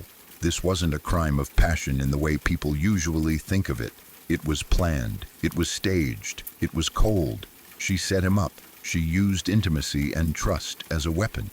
She made sure he couldn't fight back. And then she let someone else do the violence. That level of malice is hard to comprehend. Even now, years later, it's difficult to believe that something so horrific happened in such an ordinary place, involving people who seemed so normal. It's a reminder of how little we sometimes know about the people around us, how someone can laugh with you one day and be capable of something monstrous the next. It changed the way I think about trust. It changed the way I think about relationships. It changed the way I think about how evil can hide behind familiarity. The fact that he survived is nothing short of a miracle. The fact that they were caught brought some measure of justice. But the damage done that night can never be undone. For the victim, for the people who found him, for everyone who knew them and had to reconcile the image they had with the reality of what those two people were capable of. Even now, when I think about it, it feels unreal, like something out of a movie, but it wasn't fiction. It was real life, real people, real pain. And that's what makes it so disturbing, because it proves that sometimes the most horrifying things don't come from strangers in dark alleys. Sometimes they come from the people you sit with, joke with, and trust. Sometimes they come from behind closed doors, in places that feel safe, carried out by people who look just like everyone else. It's still hard to believe all these years later, but it happened.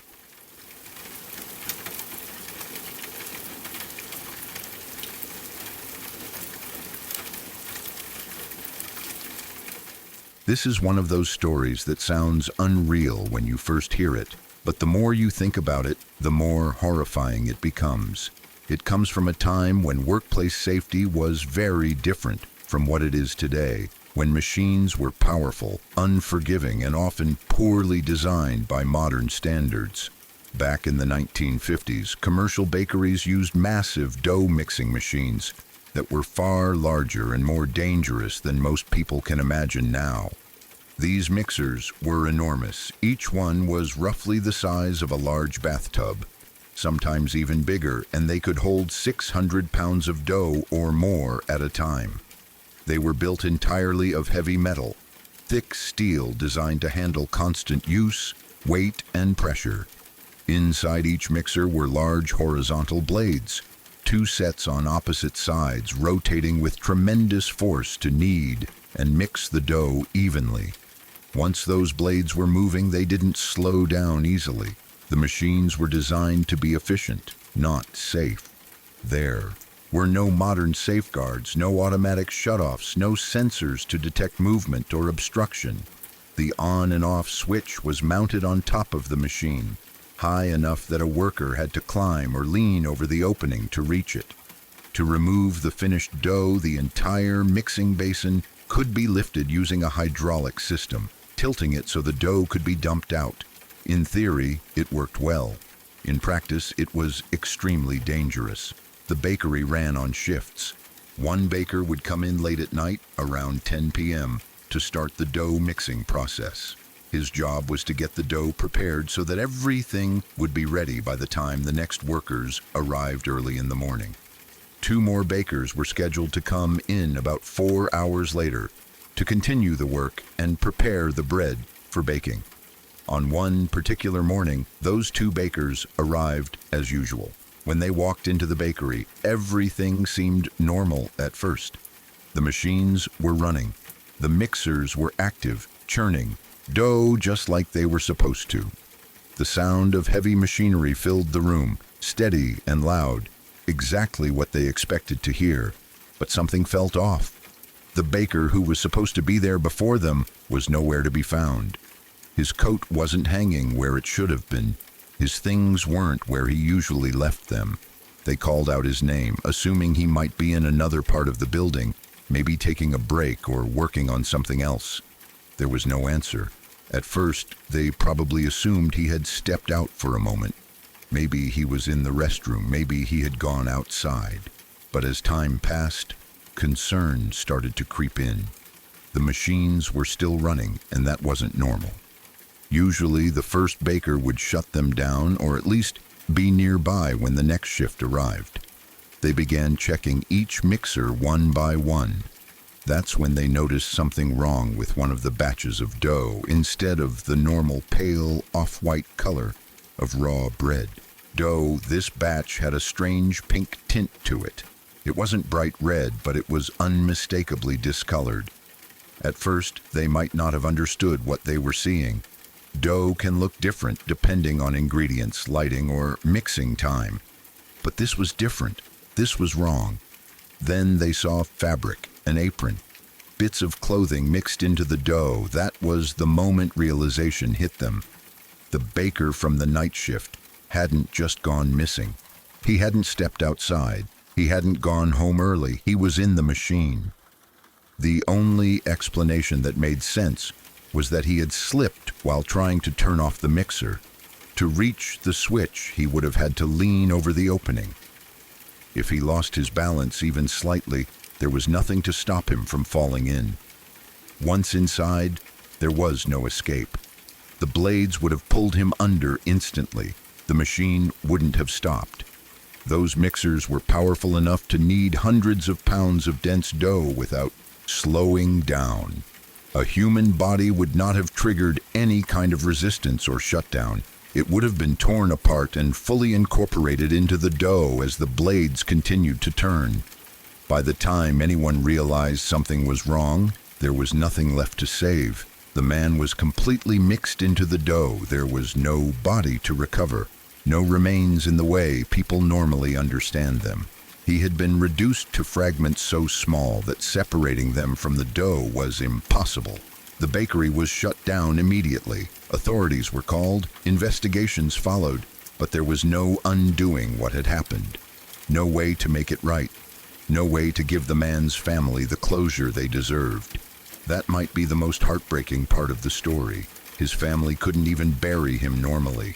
There was no body to lay to rest, no coffin, no final viewing, no chance to say goodbye in a way that brings even a small amount of peace.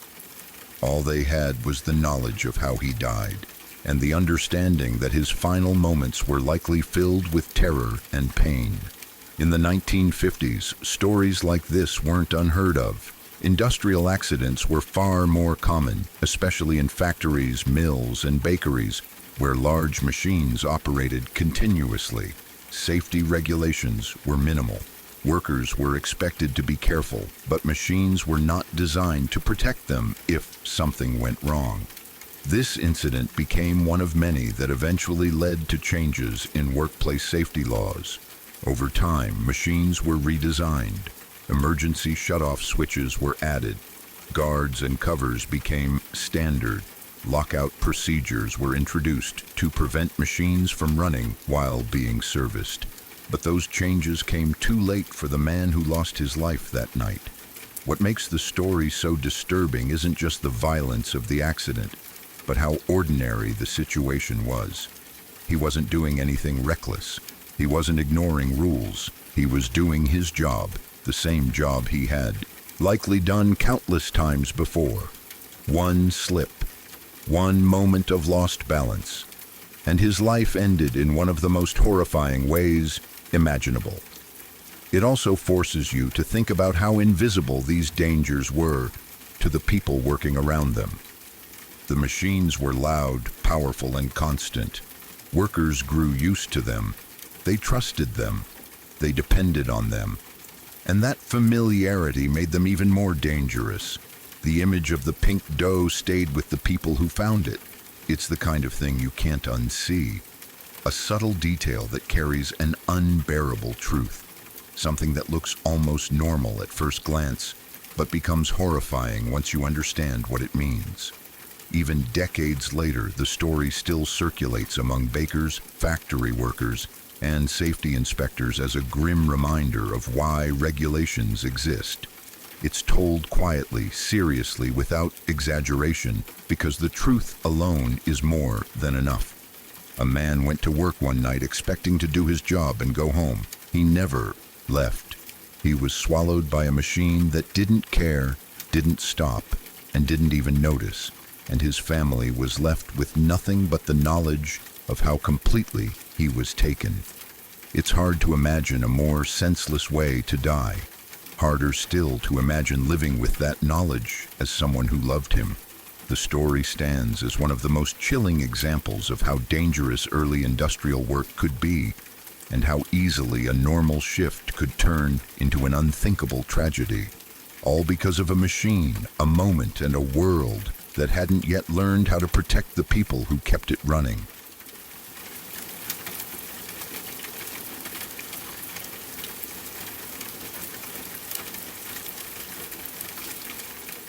I still remember how unreal this whole thing felt, because it started so quietly and then exploded into something I never thought I would be connected to, even indirectly. It's one of those experiences that permanently changes how you see your town, your classmates, and the idea of normal. I knew this kid from my pre-calculus class. I'll call him Frank. We weren't friends, not even close, but we shared a classroom, and that alone makes someone feel familiar. You see them several times a week, hear them answer questions, complain about homework, joke with friends. They become part of the background of your daily life. Frank was a pretty normal kid, at least on the surface. He wasn't quiet or withdrawn. He wasn't awkward or strange. If anything, he was fairly popular. People liked him. He had friends, a social life, and didn't stand out in any negative way. He was just another student trying to get through school like everyone else. Nothing about him set off alarms. At some point, rumors started circulating about something that had happened during a sleepover or a night he spent with a friend. I didn't know the details, and honestly, I didn't pay much attention at first. High school is full of rumors, and most of them are exaggerated or completely made up. From what I heard, Frank had some kind of episode. That's how people described it. Something intense, something frightening. His friend apparently said it was terrifying to witness, but rumors stayed vague. No one seemed to know exactly what happened, and since I wasn't close to Frank, it didn't feel like my place to dig into it. It became one of those things people whispered about briefly and then moved on from. Life went on. Then one afternoon, after I got home from school, my phone rang. It was my friend Kate. Her family is deeply involved in emergency services. They volunteer with the fire department, ambulance work, and other first responder roles. Because of that, Kate often heard about serious incidents before the rest of us did. She sounded serious. She told me that something big was going on in our town. She didn't give details right away, just that there were emergency crews everywhere and that it was serious. My first instinct was panic. I asked if everything was okay, if anyone was hurt, if I needed to worry about my family. She told me I was fine, that I wasn't involved, that I didn't need to do anything. But the way she said it made my stomach drop. Later that day, I went over to Kate's house. By then, the tension was thick. Her family was clearly shaken. When she finally told me what had happened, it felt like the air left the room. There had been a murder in our town. That alone was enough to rattle me. Things like that just didn't happen where we lived. This wasn't a big city. It wasn't a place you associated with violent crime. It was the kind of town where people felt safe walking at night, where neighbors waved to each other, where the biggest news stories were usually about school events or local sports. A murder felt impossible. I remember feeling uneasy but still detached, like it was tragic but distant. I didn't yet understand how close it was to my own life. That night, I got a text from another friend, and everything shifted. They told me that Frank was the one who had committed the murder. I stared at my phone for a long time before it really sank in. I reread the message, hoping I had misunderstood, hoping it was someone else with the same name, hoping it was another rumor that would turn out to be wrong, but it wasn't. Frank had murdered his own mother. It happened during another episode similar to the one people had whispered about earlier. This time, though, it ended in the worst possible way. The details were horrifying, but what hit me hardest wasn't the violence itself. It was the disconnect. The complete inability to reconcile the Frank I had seen in class with the person who had done this. It felt unreal in the truest sense of the word. This wasn't some abstract news story from another state or another country. This wasn't a name I had never heard before. This was someone I had shared a classroom with, someone I had seen laugh, talk, and exist like any other teenager. You always hear about murders happening somewhere else, on the news, in documentaries, in podcasts. They feel distant, almost fictional, because they don't touch your immediate world. You never expect them to happen in your town. You definitely never expect them to involve someone you recognize, even if you barely know them. For a while, everything felt off. School didn't feel the same. Walking into class felt strange, knowing that Frank's desk would be empty. People talked about it constantly, but always in hushed voices. Teachers avoided the subject. Students speculated, shared rumors, tried to piece together what had happened. There was shock. But there was also confusion. How could this happen? How could someone who seemed so normal do something so horrific? As more information came out, it became clear that Frank had severe mental health issues. He eventually pled insane and was sent to a state mental hospital instead of prison. Legally, he was deemed not responsible, in the same way a fully sane person would be. That didn't make it easier to process. If anything, it made it more complicated. On one hand, there was sympathy. Mental illness is real, and severe episodes can completely detach someone from reality. On the other hand, there was the undeniable fact that someone had lost their life. His mother was gone. A family was destroyed. A community was shaken. There was no clean way to feel about it. The only time I've seen Frank since before the murder was on television. His sentencing was recorded and clips of it were shown on the news. Seeing his face again after everything that had happened was surreal. He looked different, but also the same. Familiar features, but behind them was something broken, something unreachable. It was disturbing to realize that the next time I saw him, it wasn't in a classroom or hallway, but on a screen tied to one of the worst crimes our town had ever seen. I don't know if or when he'll ever be released. I don't know what kind of life he could possibly live if he were. That question haunts me more than I expected. What happens to someone like that? How do you reintegrate into a world that knows what you did? How do you live with that knowledge yourself? How does anyone trust you again, even if the crime happened during a mental break? And what about the people around him? The friends who slept over at his house, the classmates who joked with him, the teachers who taught him, the neighbors who waved hello. All of us were forced to confront a terrifying truth. You don't always know what's happening inside someone's head. You can sit next to someone every day and have no idea they're struggling with something that severe. You can laugh with someone, study with them, see them as just another person, and still be completely unaware of how close they are to losing control. For a long time after, I found myself questioning everyone around me, not in a paranoid way, but in a quiet, unsettling way. I started noticing behaviors more, mood shifts, strange comments, moments of anger or detachment that I might have ignored before. It wasn't that I thought everyone was dangerous. It was that I realized how little we truly know about the people we interact with. That realization stays with you. What made it especially disheartening was how fast everything changed.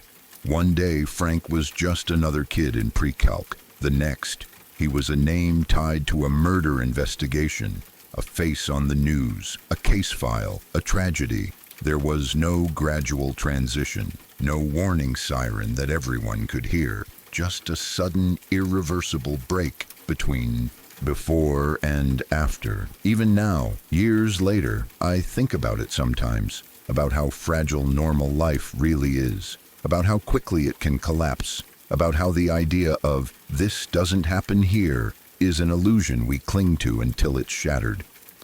I also think about Frank's mother. She wasn't just a headline, she was a person, a parent, someone who raised a child and likely never imagined her life would end that way. That part often gets lost when people focus on the shock of the crime itself.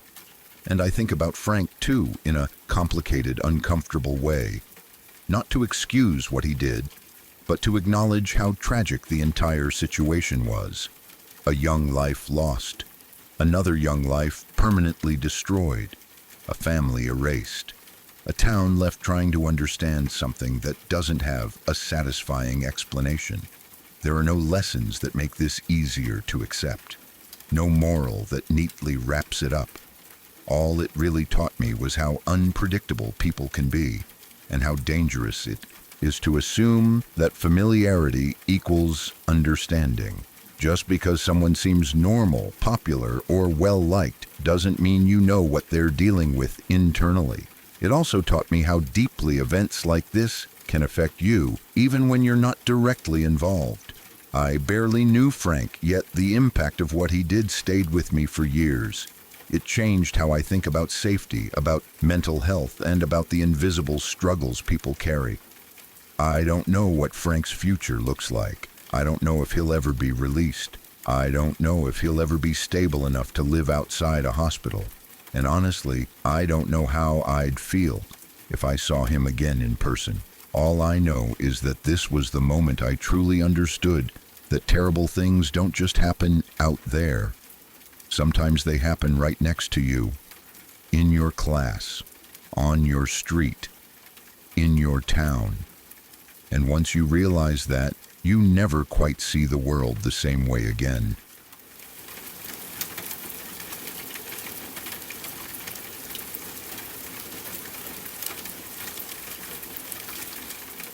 On the 6th of August, 1998, something deeply disturbing happened in the small village of Bocinja, in Bosnia and Herzegovina. Bocinja was a quiet place, the kind of village where people knew each other and where the scars of the recent war were still fresh but mostly unspoken. The Bosnian War had officially ended only a few years earlier, but its impact was everywhere. The country was still fractured emotionally and socially after the breakup of Yugoslavia and the wave of nationalism and hatred that followed. The man at the center of this story was Edin Gacic. He was widely seen as a product of the war itself. Like many others, he had been shaped by violence, ideology, and years of chaos. He was a religious fanatic and a nationalist, deeply influenced by extremist beliefs that had taken root during the conflict. Those beliefs would eventually fuel a series of brutal crimes. That day in August 1998, Gacic killed Ismet Gunic in Bosnia. Gunic was a member of El Mudahid, a subdivision of the Bosnian army that had gained a notorious reputation during the war. The group was associated with ethnic cleansing and war crimes, and its legacy remains deeply controversial and painful, even decades later. Gacic himself had also been a member of this same subdivision, which made the killing even more complex and disturbing. When Gacic was arrested and put on trial, he did not show remorse in any meaningful way. In court, he gave rambling justifications for the murder, claiming that he wanted to assert dominance. The judges did not accept his explanations. In 1999, he was sentenced to 14 years in prison with mandatory psychiatric treatment. The court recognized that he was dangerous and unstable, but still believed he was criminally responsible for his actions. Despite this, in 2002, he became eligible for parole. After being released, he went to visit his mother in the city of Zenica. What happened next shocked even those who were already familiar with his past. During that visit, Gacic shot his own mother twice and killed her. There was no warning, no known argument that could explain it. It was another act of cold, senseless violence. He attempted to flee the country afterward, but his escape did not last long. He was captured on a train in Montenegro shortly after the murder. This time, the court sentenced him to 20 years in prison on 2 counts of manslaughter. Once again, psychiatric issues were acknowledged, but they did not prevent a long sentence. Even so, the story did not end there. In 2017, after serving 2/3 of his sentence, Aiden Gacic was released from prison. His release caused quiet fear among those who knew his history, but there was little public attention at first. He disappeared into the background, keeping a low profile. On social media, he created a new identity, posing as a tour guide under the alias Abu Enis bin Muharrem. On Facebook, he appeared harmless, blending in among religious and travel-related content. His real identity remained hidden, at least for a while. That disguise did not stop him from killing again. On the 4th of February 2019, he murdered a man who was a father of 3 children. The killing sent shockwaves through the country. Once his identity was discovered, panic spread quickly. People realized that a man with a long history of violence, who should never have been free, was now on the run. A nationwide manhunt was launched. During this time, Gacic proved once again how dangerous he was. While fleeing, he encountered police in the small town of Tarchin. In that encounter, he killed a police officer. The murder of an officer intensified the search and raised the stakes even higher. Entire regions were on alert. Roads were monitored. Armed patrols were deployed. For days, the country watched and waited. On the 12th of February, 2019, the manhunt finally ended. Gacic was located and confronted by police. A clash followed, and during that confrontation, he was killed. His death brought relief, but not closure. Too many lives had already been destroyed. Too many chances had been given.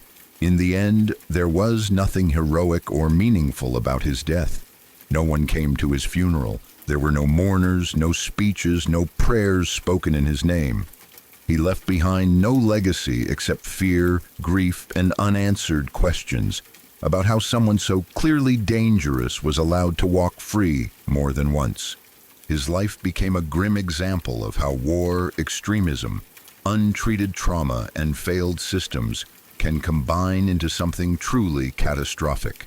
For many people in Bosnia and Herzegovina, his story is not just about one man. It is about the long shadow of the Bosnian War, the unresolved wounds left by the breakup of Yugoslavia, and the way violence can echo for decades if it is not confronted properly. Gacic did not appear out of nowhere. He was shaped by a time when hatred was normalized and human life was cheap. And in the end, he died exactly as he lived, alone.